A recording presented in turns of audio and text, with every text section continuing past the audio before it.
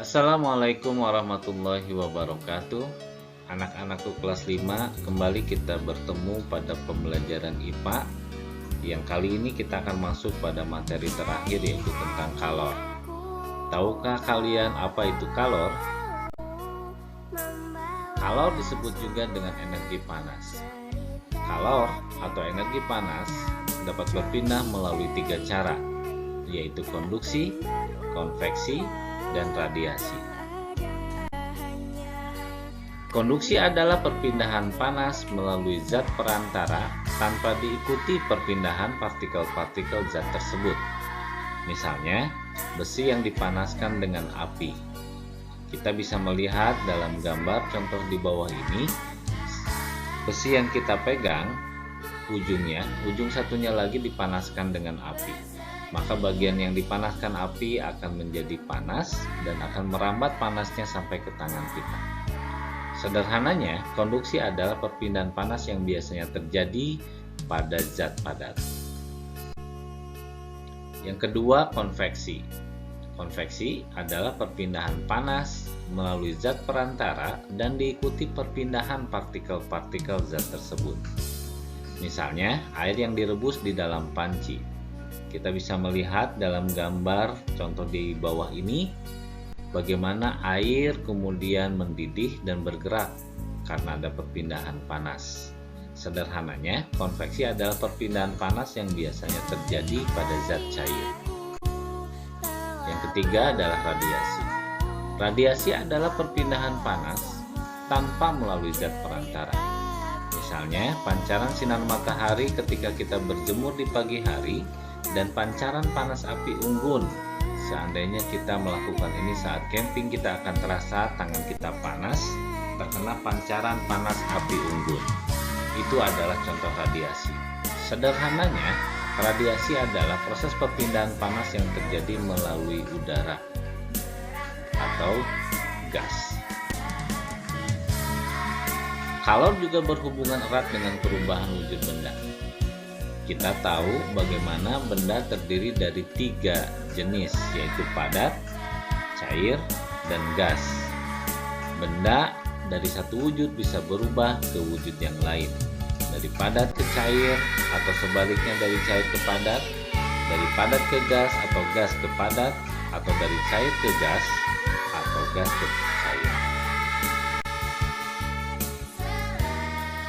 Mencair adalah proses perubahan wujud benda padat menjadi cair. Contohnya adalah es batu ini yang terkena sinar panas matahari atau panas api yang lama-lama berubah menjadi air. Membeku adalah perubahan wujud benda cair menjadi padat. Contohnya, air yang ada di dahan-dahan pohon pada gambar contoh di atas yang membeku dan menjadi es. Menguap adalah perubahan wujud cair menjadi gas. Contohnya air yang ada di dalam panci ini yang terkena panas kemudian menguap berubah menjadi gas. Kita bisa melihat bentuk uap airnya seperti gambar di bawah. Berikutnya adalah mengembun. Mengembun adalah perubahan wujud benda gas menjadi cair. Contohnya adalah embun di pagi hari yang awal mulanya adalah gas dan berubah menjadi cair. Berikutnya adalah proses menyublim. Menyublim adalah perubahan wujud padat menjadi gas. Kita bisa melihat bagaimana contohnya adalah kamper. Awalnya padat, kemudian dia berubah menjadi gas yang bisa kita cium wanginya atau harumnya. Kemudian mengkristal adalah proses perubahan wujud gas menjadi padat. Prosesnya seperti pada gambar di bawah ini. Kristal-kristal ini bisa berbentuk seperti gula, garam, di mana kristal-kristal itu bening.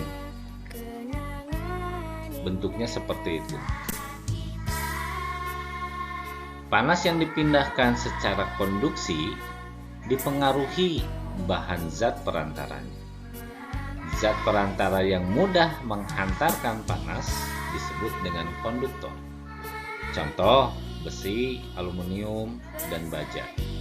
Sementara zat perantara yang sukar menghantarkan panas disebut isolator. Contohnya kayu, karet, dan kain. Banyak peralatan rumah tangga yang menggunakan bahan konduktor dan isolator sekaligus. Kita bisa lihat di contoh gambar ini ada setrika. Bagian bawahnya yang terbuat dari besi adalah bagian yang bisa menghantarkan panas atau konduktor. Sementara bagian plastik yang digunakan untuk memegang adalah terbuat dari bahan yang tidak menghantarkan panas atau isolator.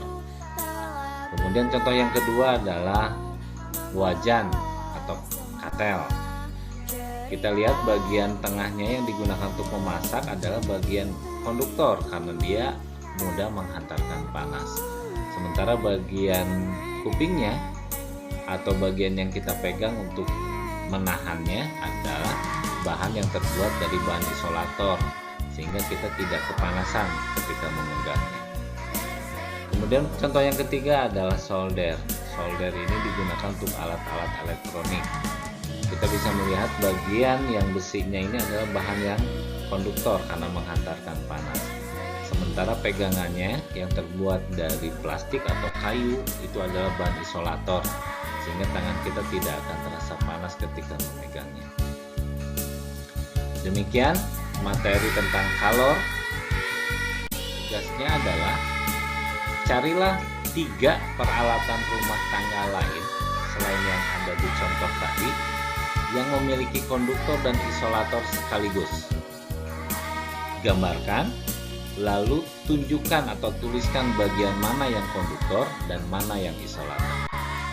Kerjakan gambarnya di kertas HVS, kemudian difoto, lalu kumpulkan ke Google Drive masing-masing. Oke, sip. Demikian materi tentang kalor kali ini. Mudah-mudahan kalian bisa paham dan bisa bermanfaat untuk kita semua. Demikian, Assalamualaikum warahmatullahi wabarakatuh.